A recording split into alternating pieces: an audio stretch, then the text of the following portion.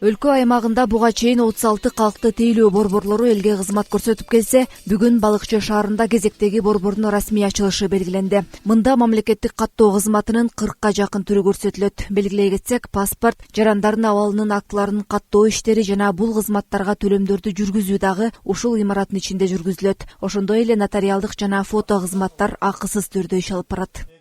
Бул жерде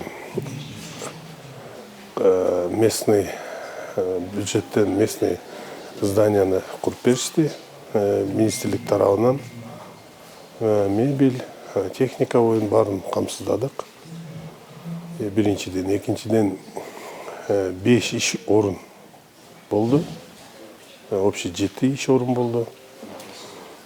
5 операторду жумушка алышты. Именно балыкчылык местный кишилерден. Кыргызстан боюнча 37-чи калкты тейлөө борборубуз ачылып атат Балыкчы шаарында. Жергиликтүү бийлик жардам берип, көмөктөшүп, бизге бул мекемени салып беришти. Ичинде жабдыктарды биз тараптан кетти. Бул жака дагы 3 миллиондой каражаты кетти. Анын айта кетчү нерсе, бул жака дагы дополнительный штат кошулду. Камералар байкасар, камералар коюлду. Бул камераны жөн эле койгон жокпуз. Бул онлайн биздин министрлик тараптан да карап турат, жетекчиликтен биздин жетекчилик да карап турат. Анан бияктан биз KPI-ин текшеребиз ар бир сотрудниктен. Кандай гана кызмат кылып атат, туура кылып атат. KPI бул күнүнө канча услуга кылып атат. Отчетун айтабыз да. Быйылкы жылдын эсеби менен облус аймагында экинчи ирет калкты тейлөө борбору ачылды.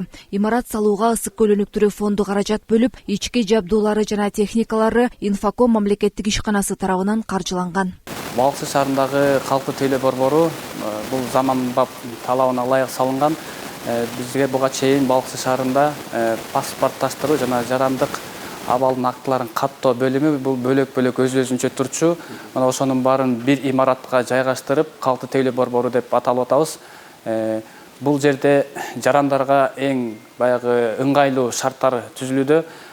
Бизде мисалы кошумча дагы кызматтар кошулду. Балыкчы шаарындагы калкты тейлөө борборунда күнүнө 200-150 жаранды кабыл алып жатабыз азыркы тапта.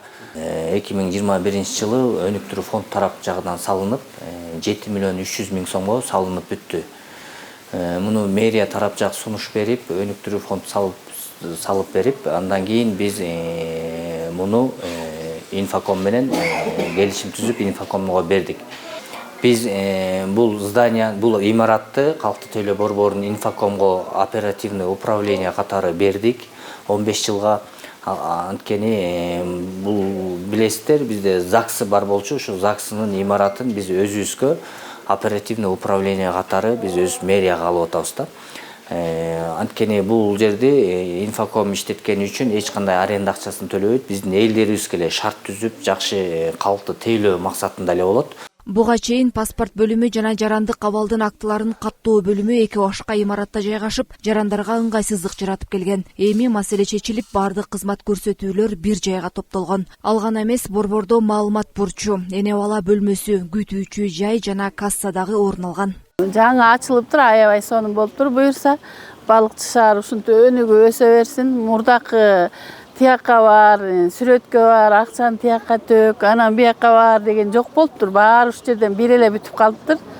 Абдан жакшы ачылыш болуптур. Ушинтип Балыкчы шаары өнө берсин, өсө берсин. Балыкчы шаарындагы калкты тейлөө борбору 53 миңден ашуун жаранга кызмат көрсөтүп, күнүнө 200дөн ашуун жаранды кабыл алат. Ал эми жарандарга кызмат көрсөтүү электрондук кезек аркылуу жүргүзүлүп, калкка ыкчам жана сапаттуу кызмат көрсөтүүгө бардык шарт түзүлгөн.